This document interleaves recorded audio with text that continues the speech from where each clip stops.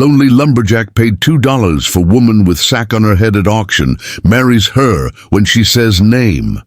Witness this unbelievable true inspired story right here on Whisper of the Past.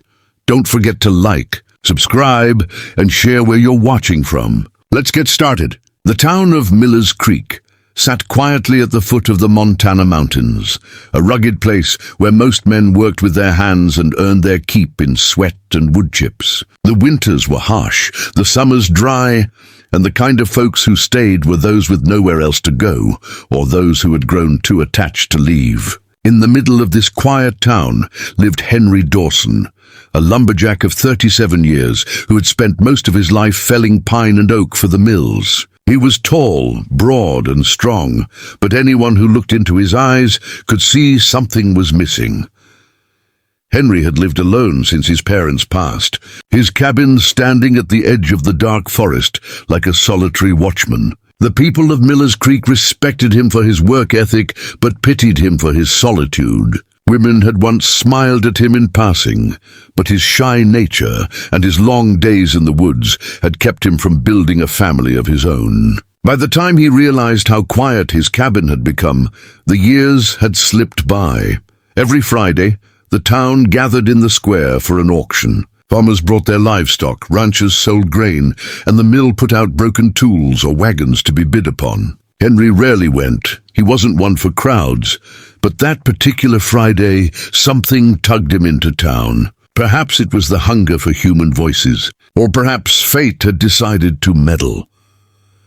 As he leaned against the fence near the auction block, Henry noticed the usual goats, hens, and crates of apples being sold off. But as the evening shadows stretched long across the dirt road, the auctioneer cleared his throat with unusual excitement. "Ladies and gentlemen," he boomed, "we've got something you won't see every day." From behind the stage came two men leading a figure.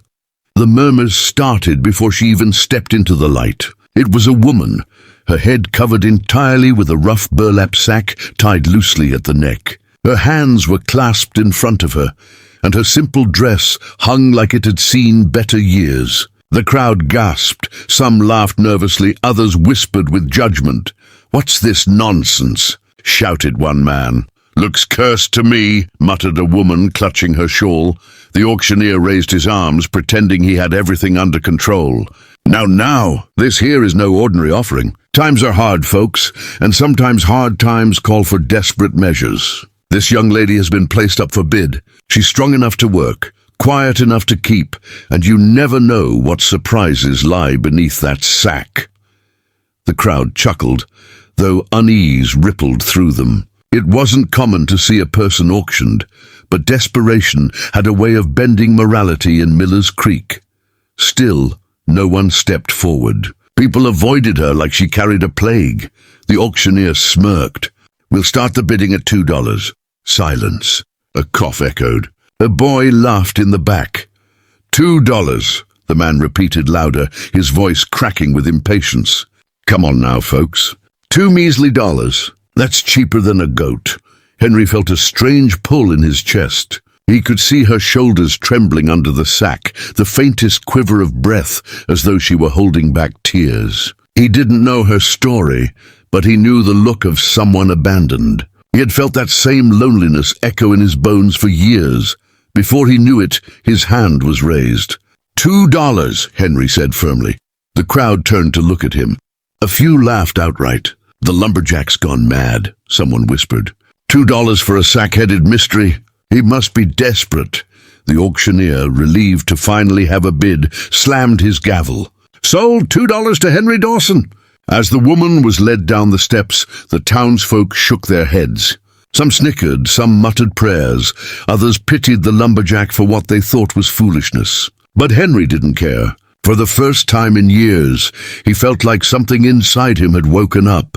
He walked forward, took the woman's hand gently, and led her away from the gawking eyes. Her hand was small but strong, the grip hesitant yet grateful. He didn't speak until they were away from the square and on the dirt road that led to his cabin. "You don't have to say anything," Henry said softly as the cicadas sang in the twilight. "Not yet. But you're safe now. No one's going to laugh at you here." She gave no reply, but he felt her grip tighten just slightly. That was enough for him. By the time they reached the cabin, the stars had begun to scatter across the sky. Henry opened the door and lit the lantern, the warm glow spreading across the simple one-room space. There was a bed in the corner, a wooden table, and a fireplace already filled with kindling. He gestured toward the chair. "Sit," he said kindly. "You must be tired." She obeyed silently, her head still covered. Henry poured water from a jug and set it before her. He didn't pry, didn't demand answers. Instead, he busied himself with the fire, letting the crackle of wood fill the silence. After a while, he turned and spoke again, his voice low. "I don't know who you are, and I don't care why they did what they did tonight. But you're not property. You're a person. You don't need to keep that sack on your head if you don't want to." For the first time, she moved on her own. Her fingers touched the knot at her neck, hesitated, then pulled it loose. The sack fell into her lap, and Henry finally saw her face. She was young, no older than 25. Her features were striking, though worn with exhaustion. High cheekbones, green eyes that shimmered even in the dim light, lips trembling as if she had forgotten how to smile. She looked at him with equal parts fear and relief. "My name," she whispered, her voice unsteady, "is Clara Whitmore." Henry's breath caught. He knew that name. Everyone in town did.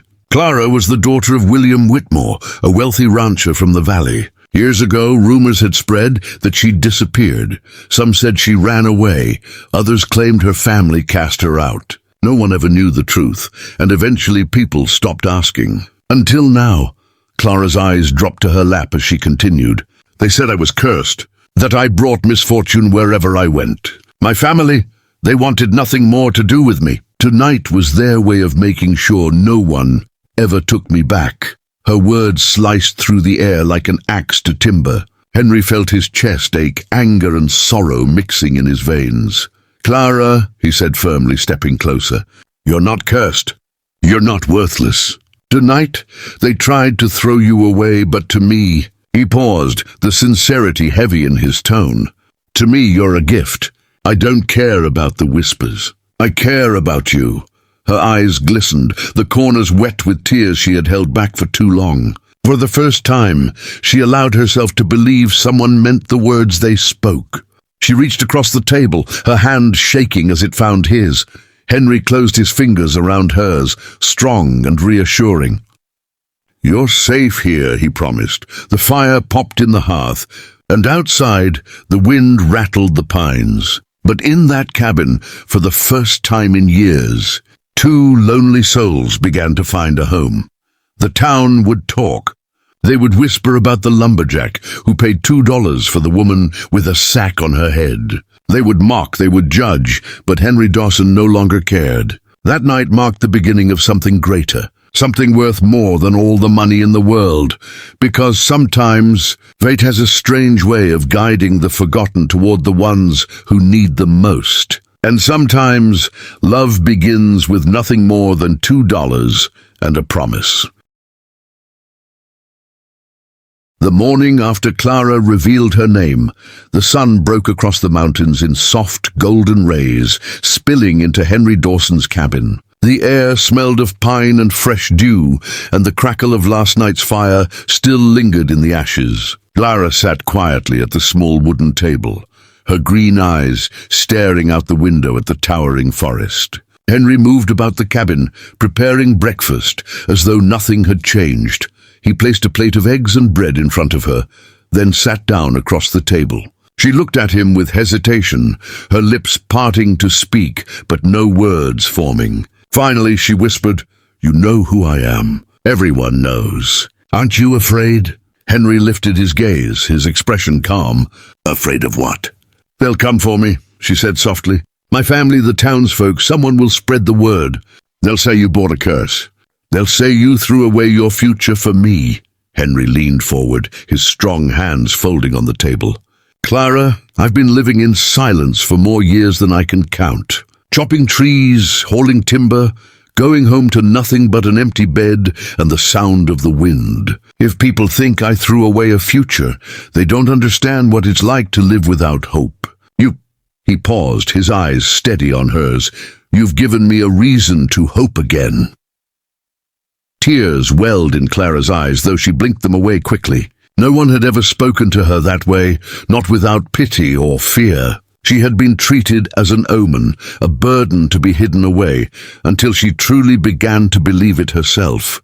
But Henry's words were different. They were not just kind.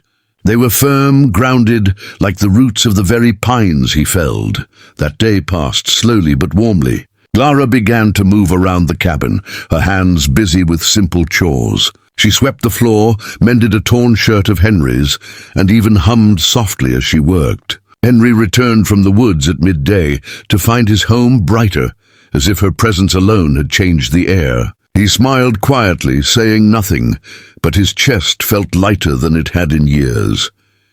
In the evenings they sat by the fire. Henry told her stories of his childhood, how his father had taught him to swing an axe before he was tall enough to hold it properly, how his mother used to bake pies on Sundays, filling the cabin with the smell of apples and cinnamon. Clara listened with a gentle smile, sometimes laughing softly, sometimes closing her eyes as though she wished she could step into those memories with him.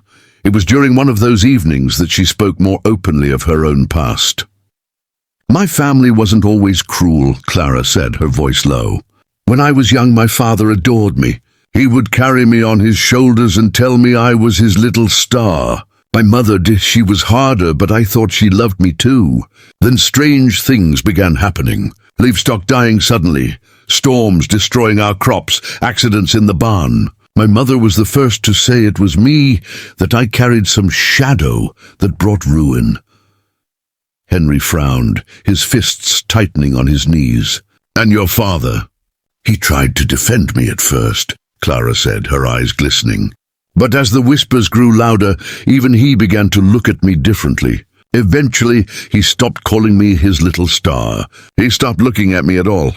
When I turned 19, they sent me away. I thought I'd find work, maybe start over. But wherever I went, the rumors followed. No one would hire me, no one would even let me sleep in a barn. So I came back, hoping to beg my family for mercy. Instead, they did what you saw at the auction." Her voice cracked at the last words, and Henry's heart twisted. He wanted to storm into town, to shout the truth, to tell everyone what kind of cruelty had been hidden behind the Whitmore name. But he only reached for her hand instead, his calloused fingers wrapping around hers. "They were wrong, Clara," he said firmly. "Wrong to cast you aside, wrong to believe in curses. You're not a shadow. You're the only light I've seen in a long time." She looked at him, her lips trembling, then leaned forward just enough to rest her forehead against his chest. For a long while, neither of them spoke. The crackle of the fire and the howl of the wind outside became the only witnesses to the fragile bond being stitched together in that little cabin. Days turned into weeks, and slowly, Clara and Henry began to build a rhythm. He worked in the forest, and she tended the home. She even started a small garden outside, kneeling in the dirt with determination. Henry would return each evening to find the cabin warm, the table set, and Clara's laughter waiting. Though life was still hard, it felt softer than it had ever been. But the whispers did begin, just as Clara feared. When Henry came into town for supplies, men at the general store smirked and nudged one another. "How's your sackhead bride?" One sneered. "She cook your meals without cursing the bread." Another added, $2 for a wife. Guess that's about all you're worth." Henry said nothing, though his jaw tightened. He gathered his things and left, refusing to give them the satisfaction of a fight. But their laughter followed him out the door, and the sting of it echoed long after. When he returned home that evening, Clara noticed his silence. "They're talking, aren't they?" she asked softly. "They don't matter," Henry said gruffly, setting down the sack of flour, but she could see the weight in his shoulders. She reached for him, standing on her toes to touch his cheek. "Let them talk," she whispered. "As long as you don't doubt me, I don't care what they say." Henry looked into her eyes, and all the anger drained from him. "I'll never doubt you," he promised. One morning, a letter arrived at the cabin, delivered by a trembling boy who refused to step inside. Henry unfolded it at the table, his brows furrowing as he read. Clara's face went pale. It was signed by her father. The letter was short, written in William Whitmore's commanding hand. It demanded Clara return home at once, claiming that the family had made a mistake, that she was still blood, and that the scandal of her public auction could be erased if she came quietly. There was no apology, no warmth, only control disguised as concern. Clara's hands shook as she pushed the paper away. He doesn't want me back. He just doesn't want the shame. Henry burned the letter in the fire without a word. He held Clara close as the flames consumed it, his voice steady in her ear.